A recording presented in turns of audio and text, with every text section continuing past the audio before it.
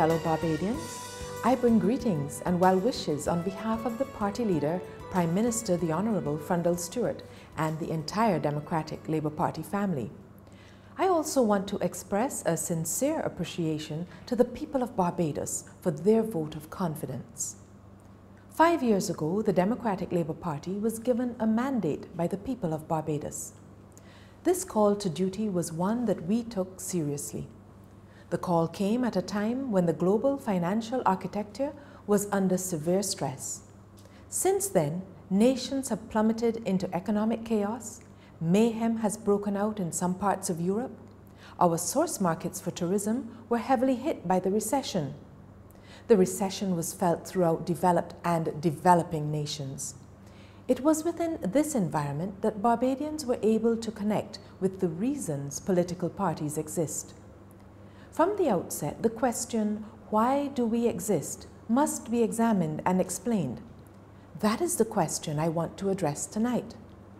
This political party, the Democratic Labour Party, led by the Honourable Frundle Stewart, has demonstrated the importance of strengthening the social safety net and keeping the economy stable. Our commitment to keeping jobs in the public sector has been kept. The responsibility of governing people and managing institutions must not be taken lightly. The cries throughout the world have spoken to the fragility of our society and our people. The global events have also reinforced our purpose as a political party. The Democratic Labour Party has given to the people of Barbados the social security system, the infrastructure of our education platforms, healthcare, housing, and transportation system. In continuing this social revolution, our party leader, the Honourable Frundle Stewart, has identified 3 pillars: socially balanced, economically viable, and environmentally sound development as the determinants to inform our policies as we embrace the future with great optimism. The vision of our leader is clear as he has locked his political compass onto transforming the lives of people in a balanced way. The opportunity to transform lives of citizens of a country must be examined within the context of what development means. In academic circles, we have heard the age-old debate of growth versus development. Can growth take place without development? These policy discussions help to inform the roadmap of a country's agenda and the outlook of its policies. The Democratic Labour Party has been on record as championing the need for development that is people-centered. In this election, it's about people and not power. The focus on the development of the people and community must order the policy agenda of any political party. The obsession with money and optics has embellished the opposition's 2013 campaign from the word go. They continue to trumpet that the way out of the recession is to spend money. They have not advanced a single policy that embraces or transforms the quality of life for Barbadians. It is clear that for the opposition, transformation does not include people. This country has been subjected to the false notion that the growth of a nation is bound up in the unbridled sale of land on the West Coast, and that Barbados must always have a no deposit sale sign up. We beg to differ. On this side, we believe the development of our people will lead to growth of the nation, and that Barbados is always open to business. There cannot arise a situation as occurred in the past where we allowed a political party to define development as having a car parked in your driveway, or announcing to the world that land must fetch its highest economic value. The responsibility of any mature political party must be ensuring that the quality of life is not compromised. The Democratic Labour Party understands the importance of quality of life. In this election, the Barbados Labour Party has framed a narrative which does not connect with improving quality of life. The recommendation to privatize health care education, and the transportation system must be resisted and challenged. As a society, we witnessed how our quality of life can be impacted through reckless policies. We have said enough is enough.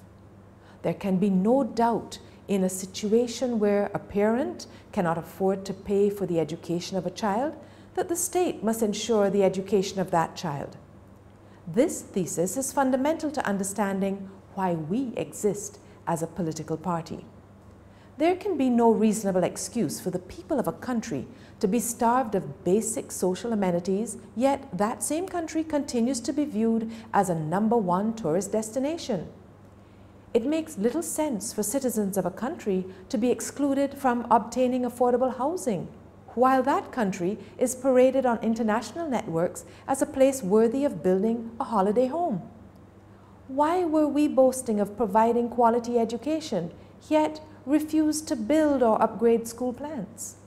This notion of growth has preoccupied the opposition party as the panacea for all ills. However, we cannot subscribe to growth that does not take into consideration the improvement of quality of life for the people of Barbados, or growth that seeks to dislocate the fabric of society. Barbadians experienced little improvement in the quality of life as the Barbados Labour Party boasted of successive years of growth. Today, Barbadians are in a position to appreciate the importance of ensuring our quality of life is maintained. The Democratic Labour Party has paid great attention to maintaining the pillars of our social services. There can be no doubt that the low-income housing developments at Greens, Parish Land, Stewart's Lodge, Country Park Towers, Four Hills and Marchfield have assisted in improving the quality of life for people. Over the last 5 years, housing as a basic need of people has been a priority for this government.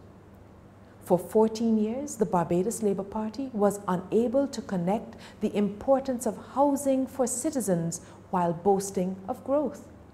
They totally ignored the need for low-income housing. The capacity to build new schools, upgrade plants, and expand the capacity of the educational sector has struck at the core of why we exist as a political party. The opposition boasts of a booming economy while in office. However, not one single low-income housing development was taking place. No new hospitals were under construction, and no new daycare facilities were on the cards. This is the legacy of the Barbados Labour Party. Barbados, we are proud to report in this election of the progress made under the Democratic Labour Party. We have published our performance document 2008 to 2012 for wide circulation through our 30 constituencies. The full contents are also available on our website. I urge Barbadians to examine the contents and allow that performance to guide your decision. For love of country, I urge you to support the Democratic Labour Party and enable us to complete restoring the fabric of our society and restructuring our economy. It is not the circumstances of the financial meltdown that acted as the motivator in designing our policies, but the fact is that these actions were seen as imperatives. We found a country with an asymmetric relationship between economic growth and the development of people.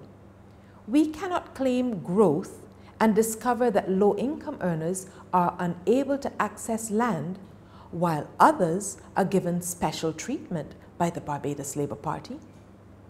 We don't believe Barbados is for sale, but accept we are open for business. We don't accept that growth and development can occur outside of improving quality of life. The Democratic Labour Party understands its purpose. It knows very well why it exists as an institution. Over the last 5 years, the Democratic Labour Party has sought to redefine the role of government in improving the quality of life. We cannot sit by and watch our society be engulfed by the dictates of the global governance institutions. The party has accepted that people matter. As a mother of 3 boys and a member of Parliament, I have seen and experienced the transformation that sets in when quality of life is enhanced. The construction of sporting facilities, extending opening hours of polyclinics, the construction of new clinics, and the increased training of medical personnel constitutes development for us. The access to funding by single parents who may be disadvantaged will ensure the quality of life of the child is not harmed. For 14 years, the opposition party did not pay any attention to the children of this nation as they fell victim to a subculture of ZR and minibus culture. Yes, for the opposition, that was growth.